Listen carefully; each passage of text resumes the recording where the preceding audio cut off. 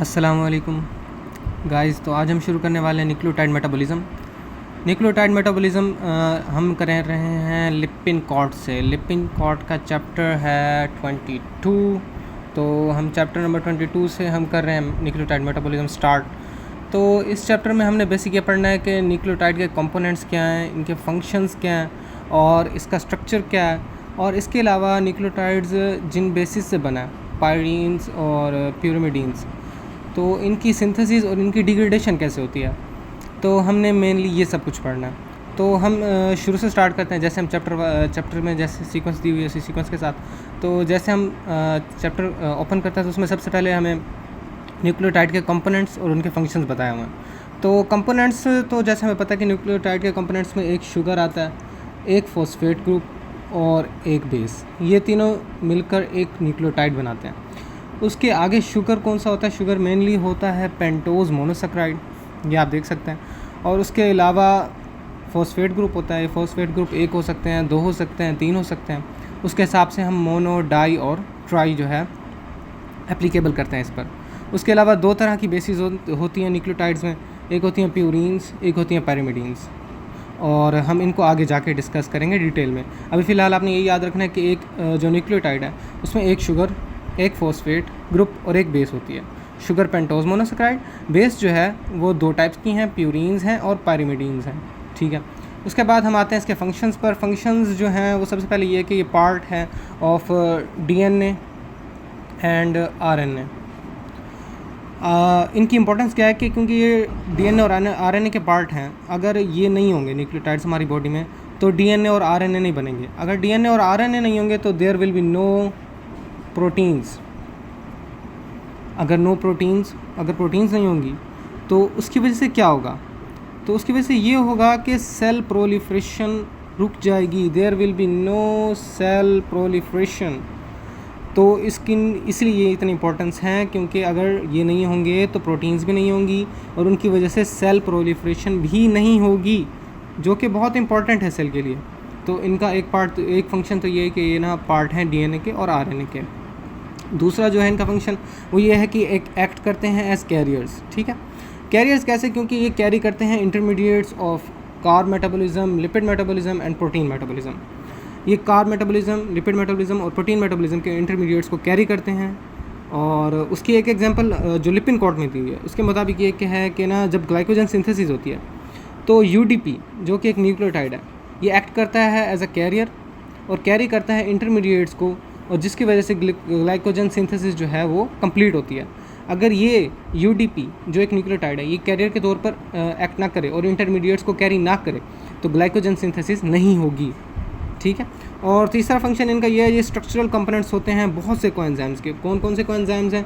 उनमें coenzyme A है, FAD है, एनएडी है, एनएडीपीएच है। ये चार जो हैं ये फ़िलहाल लिपिड में जो है, लिपिन में ये एग्जांपल्स दी हुई हैं चार कि coenzyme A, FAD, NAD, NADPH, ये जो कोएंजाइम्स हैं इनके स्ट्रक्चरल कंपोनेंट्स हैं। उसके बाद इनका चौथा फंक्शन ये आता है कि ये हमें प्रोवाइड करते हैं एनर्जी प्रोवाइड करते हैं। एनर्जी आपने याद रखना है, एनर्जी प्रोवाइड करते हैं। और पांचवा फंक्शन इनका ये है कि एक्ट करते हैं एज सेकंड मैसेंजर। ये क्या करते हैं?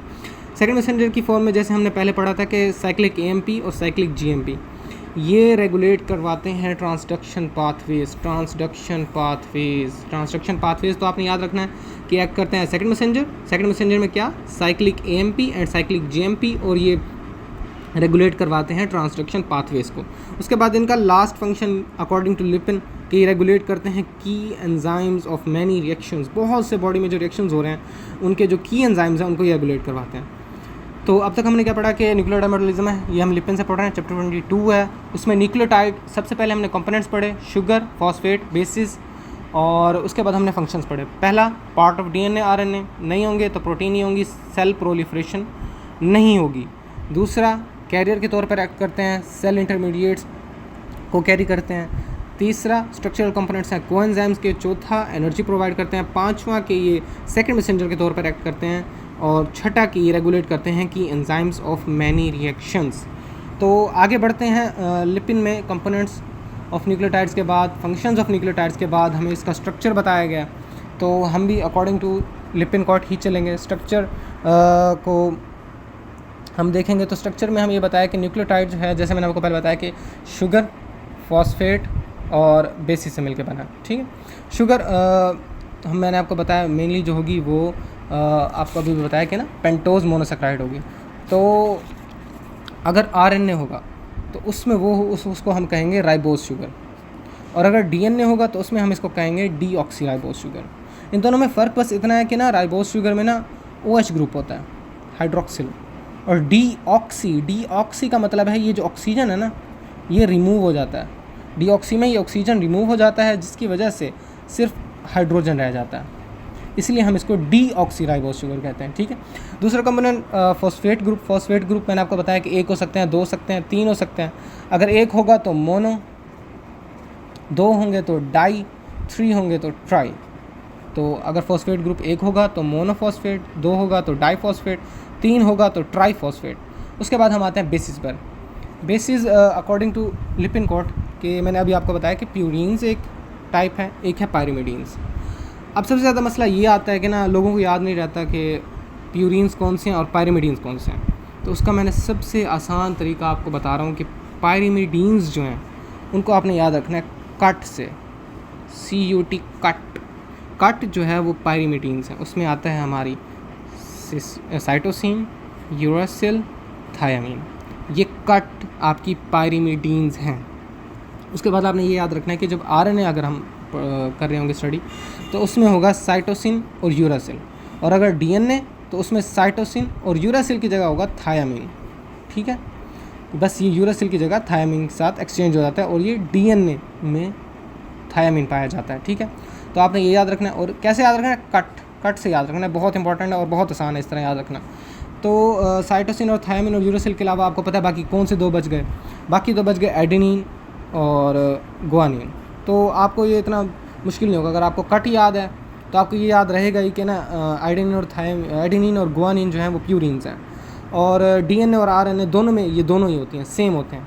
एडेनिन गुआनिन DNA में भी होता है, AG DNA में भी होता है, और AG जो है वो RNA में भी होता है। इनका ऐसा कोई मसला नहीं जैसा पायरिमिडीन्स का होता है।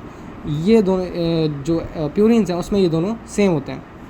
अच्छा, हम अगर यहाँ मैं आपको ये बताना भूल गया कि यूरासिल और थायामीन में एक डिफरेंस है, सिर्फ एक डिफरेंस है छोटा, जिसकी वजह से ना ये DNA और RNA में भी डिफरेंस आता है। तो वो ये क्या है? There is only one difference, एक मिथाइल ग्रुप का डिफरेंस है, सिर्फ एक मिथाइल ग्रुप का डिफरेंस है यूरासिल और थायामीन में, ठीक है। There is a difference of only one methyl group between uracil and thiamine.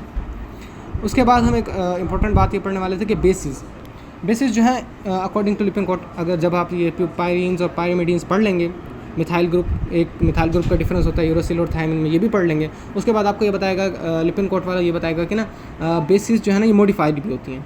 Modify कैसे होती हैं? मॉडिफाई होती हैं तो उनकी हम मॉडिफिकेशन कैसे करते हैं? यहाँ हम रिडक्शन कर देते हैं, या हम मिथाइलेशन कर देते हैं, या एसिटाइलेशन कर देते हैं, या ग्लाइकोसाइलेशन करते हैं। रिडक्शन का मतलब एडिशन हम करेंगे, ऑफ हाइड्रोजन या रिमूवल ऑफ ऑक्सीजन। मिथाइलेशन हम मिथाइल ग्रुप ऐड करेंगे, एसिटाइलेशन हम एसिटाइल ग्रुप ऐड करेंगे, ग्लाइकोसाइलेशन हम ग्लाइकोसाइल ग्रुप ऐड करेंगे। तो ये 4 रिएक्शंस होते हैं, इनकी वजह से बेसिस की मॉडिफिकेशन होती है। लेकिन ये मॉडिफिकेशन ज़रूरी क्यों है? ये मॉडिफिकेशन इसलिए ज़रूरी है कि ना जो न्यूक्लियेज एंजाइम है, जो न्यूक्लियोटाइड्स को ब्रेक डाउन कर देते हैं, उनको खा जाते हैं, तो उनसे बचाने के लिए अगर हम इनको मॉडिफाई कर दें, इनकी रिडक्शन या मिथाइलेशन या एसिटाइलेशन या ग्लाइकोसाइलेशन करवा दें, तो जो न्यूक्लियोटेज एंजाइम है वो इसको नहीं खा सकेगा और ये डिग्रेड होने से बच जाएंगे, और इसके लिए ये ना बॉडी में ज़्यादा टाइम के लिए जो है वो रह सकेंगे।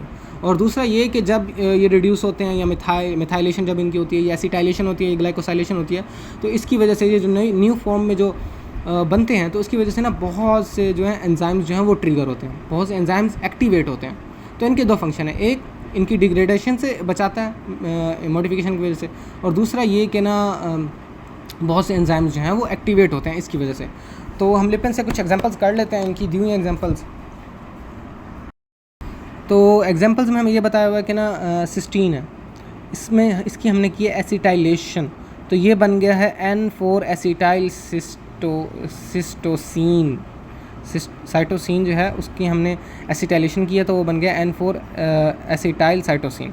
उसके बाद एक यूरासिल है, यूरासिल की हमने कहते हैं रिडक्शन किया तो वो बन गया डाईहाइड्रोक्सी यूरासिल। उसकी हमने रिडक्शन किया यूरासिल की तो वो क्या बन गया, डाईहाइड्रोक्सी यूरासिल। उसके बाद एक एग्जांपल आती है हमारे पास एडिनिन की। एडिनिन में हमने क्या किया है, मिथाइल ग्रुप ऐड किया है तो वो बन गया N6 डाई मिथाइल एडिनिन। ठीक है, साइटोसिन की हमने की एसिटाइलेशन तो N4 एसिटाइल साइटोसिन। यूरासिल की हमने की रिडक्शन तो डाईहाइड्रो यूरासिल। और एडिनिन की हमने की मिथाइलेशन, 2 दफ़ा मिथाइल ऐड किया तो N6 डाई मिथाइल एडिनिन। तो ये यहाँ से एग्जांपल्स हो गए। तो उसके बाद आगे हम चलते हैं। आगे जब हम लिपिड में जाते हैं तो उसने हमें एक डिफरेंस भी बताया हुआ है न्यूक्लियोसाइड और न्यूक्लियोटाइड के बारे में। न्यूक्लियोटाइड और न्यूक्लियोसाइड का एक बहुत आसान डिफरेंस है, ये क्वेश्चन आप याद कर लें या जो भी करें, इससे ना आपका न्यूक्लियोटाइड और न्यूक्लियोसाइड का सारा कंसेप्ट जो है वो क्लियर हो जाएगा। तो अगर आपको पता है न्यूक्लियोटाइड बना है बेस, फॉस्फेट ग्रुप और शुगर से, तो अगर हम सिर्फ शुगर और फॉस्फेट ग्रुप को लेते हैं, सिर्फ शुगर और फॉस्फेट ग्रुप, तो वो बन जाएगा न्यूक्लियोसाइड, वो कहलाएगा न्यूक्लियोसाइड। और अगर हम न्यूक्लियोसाइड में ऐड कर देते हैं बेस को, अगर हम न्यूक्लियोसाइड में बेस को ऐड कर देते हैं तो वो बन जाएगा न्यूक्लियोटाइड। शुगर और फॉस्फेट ये दोनों मिलकर बनाएंगे न्यूक्लियोसाइड, और न्यूक्लियोसाइड में अगर हम बेस ऐड कर देते हैं तो वो बन जाएगी न्यूक्लियोटाइड। यहाँ पर एक और बात याद रखनी है आपने, बहुत ज़रूरी है याद रखनी है कि जो फॉस्फेट ग्रुप है वो पेंटोज शुगर के कहाँ ऐड होता है। ठीक है, तो वो ऐड होता है कार्बन नंबर 5 पर।